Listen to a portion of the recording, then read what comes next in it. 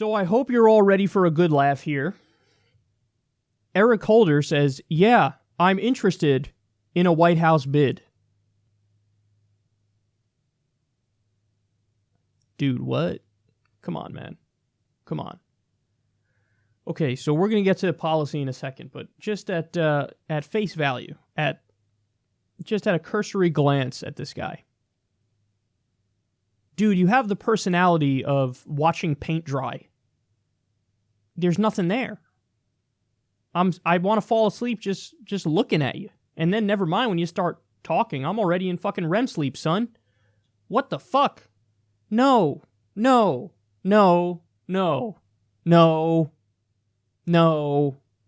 Stop. Where are these, I don't get it. Where do they get the nerve? Where do you get the nerve? So, at face value alone, no, you're not charismatic, you're not interesting, you're really boring. And then now, finally, to the policy. Dude, you did a terrible job as Attorney General. Now, there are some issues where I agree with what you did. Okay, fair enough. But there are so many, non-negotiable issues where you were 100% on the wrong side. So, one of the most important ones was he sat idly by while Obama had kill lists and executed U.S. citizens without a trial. And he argued that, well, having due process, that doesn't mean having, judicial process. So in other words, a unitary executive can do whatever they want, and we will define what that unitary executive does as due process, which is the fundamental opposite of what due process is. And if that happened under a Republican president, everybody in the country who's on the left, every Democrat in the country, even establishment Democrats in Washington, D.C., would have flipped out and would have lost it and would have said, this is an attack on the Constitution, and this is deeply un-American, and this destroys our way of life, and this is an impeachable offense. Without a doubt. No, you don't get to sit by and destroy due process, totally change the meaning of due process because you agree with the executive branch and what they're doing.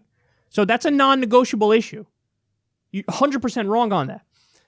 He wanted to throw the book at Edward Snowden, a whistleblower, when the Obama administration had claimed that they were going to be on the side of whistleblowers and protect whistleblowers.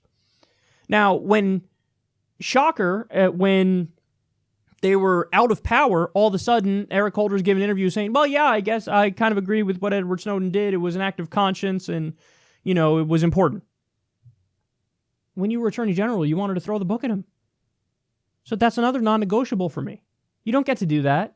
You don't get to look at an American hero when you're in power and say, I want to throw the book at him and lock this fucker up. And then when you're out of power, go, hey, he was an American hero. Fuck you, man.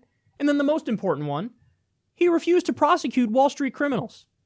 We had the biggest economic downturn since the fucking Great Depression. And it was brought about by greed and recklessness on Wall Street. And this Attorney General looked at what was happening and said, yeah, we're just going to let them get away with it. Well, then it's going to happen again, dipshit. It is 100% going to happen again because there were no consequences. Not only were there no consequences, they got bailed out. So it was a net positive for the people who caused this crash in the first place. You let them get away with it, and now you want to be president? No. You shouldn't even be in the fucking public eye anymore. You should be shamed in public. What a joke. Get the fuck away, Eric Holder. Are you kidding me? And you think that what happened is not ripe for criticism from the right, too? Because if anybody knows how to play hard politics, it's people on the right, and they're going to rip your record to shreds, man. And you have no response.